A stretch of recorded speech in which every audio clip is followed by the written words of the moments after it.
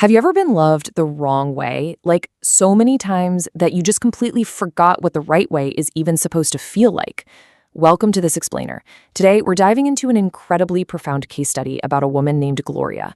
We're going to unpack the one thing most of us spend our entire lives chasing without really even understanding what it actually is. It's a story that, honestly, completely redefines everything we think we know about connection. I want you to genuinely reflect on this for a second. Think back on your own past relationships. How often have you mistaken performative actions, the stuff that looks great from the outside, for actual, true, unconditional care? Maybe right now, sitting wherever you are, you're realizing that some of what you've called love in the past, well, it wasn't really love at all. Let's dive in and look at the evidence. For Gloria, finding the answer to this took a really long, painful road. At 22, she gets married for the first time. It doesn't work out, so she tries again with a second marriage at 41. Fast forward to age 60, and she finds herself completely alone in a small apartment. And then, at 63, the unthinkable happens, a terrifying cancer diagnosis. Literally 40 years of chasing illusions of love. Let's break down exactly what those illusions looked like, starting back in her 20s. Section 1. Love masked as control, or the illusion of devotion. Okay, so at 22, Gloria married a guy named Robert. Now, Robert was charming, he was attentive, and he seemingly couldn't stand to be away from her for more than a few hours at a time. Everyone around her, literally even her own mother, was like, "Wow, look how much he needs you. That is real devotion." But was it? He called her 3 times a day and always had to be right there next door. But the reality, it had absolutely nothing to do with knowing Gloria deeply. It was all rooted in his own insecurity, his need to possess her. He needed to control her and shrink her world because her independence actually made him feel small. He talked to her constantly, sure, but he never really heard her. She slept next to him every single night, but she was totally alone in every way that actually mattered. So what happens to that kind of performative devotion when real hardship hits? Well, the illusion shatters. Immediately. When the hard seasons arrived, when Gloria lost her job, when her father got sick, and when she went through a devastating miscarriage that broke something inside her she still hasn't fully named, Robert just got quiet. He became distant. He completely disappeared into his own discomfort because suddenly her pain was inconvenient for him. That marriage ended when she was 35. Which brings us to our next section, love masked as comfort, the surface of caring.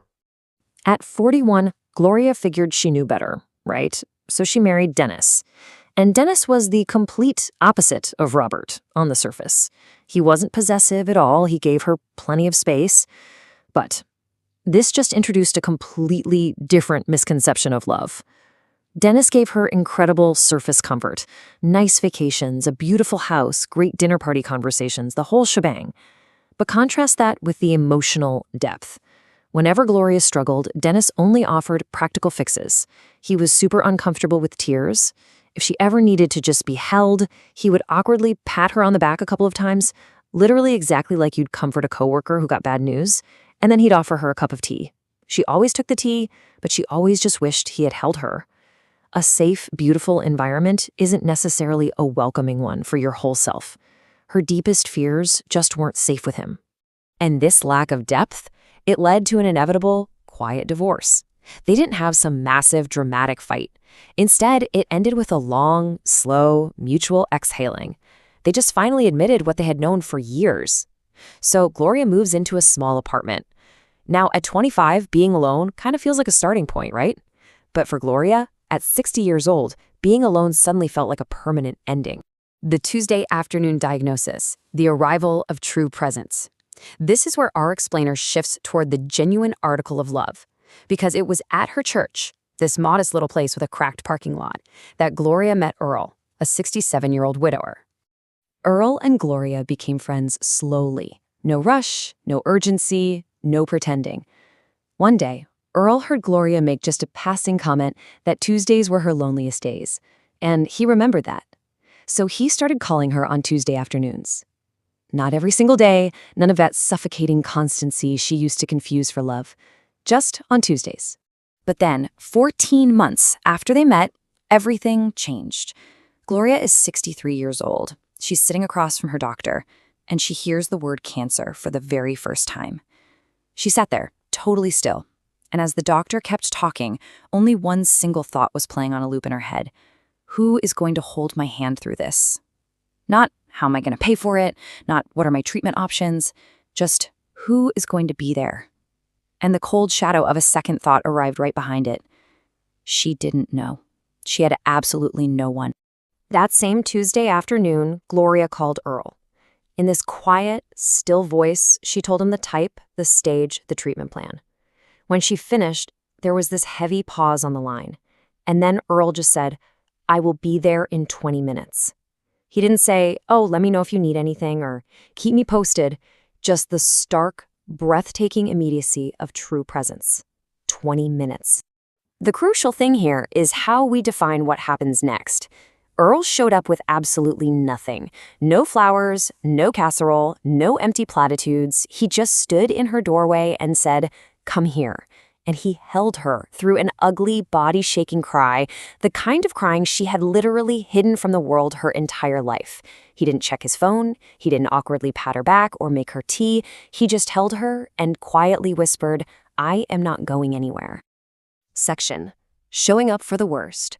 The invisible work of love.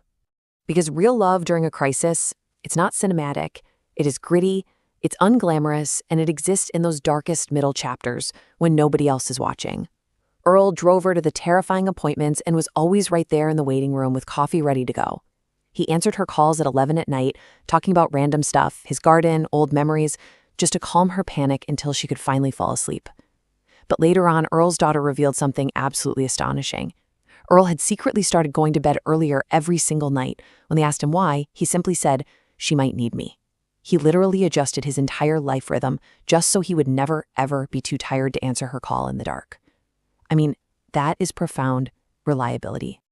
Deep in the middle of her treatment, Gloria was just exhausted. She looked in the bathroom mirror, feeling ugly, worn down, feeling like she was literally disappearing.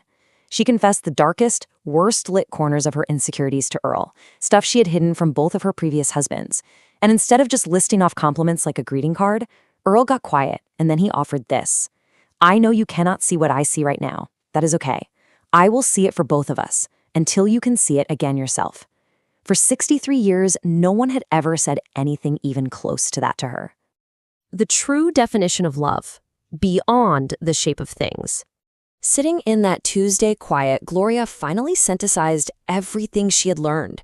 She realized she had spent 40 years chasing things that felt like love, but were really only the shape of it. I want you to evaluate the relationships in your own life against the standard right now. What does real love actually require? Well, it's not about who wants to hang out when things are fun and easy. It's choosing you every single ordinary day. It's hearing you when you are quiet and knowing that "I'm fine" actually means you're really not. It's staying beside you at your absolute, ugly crying worst without flinching.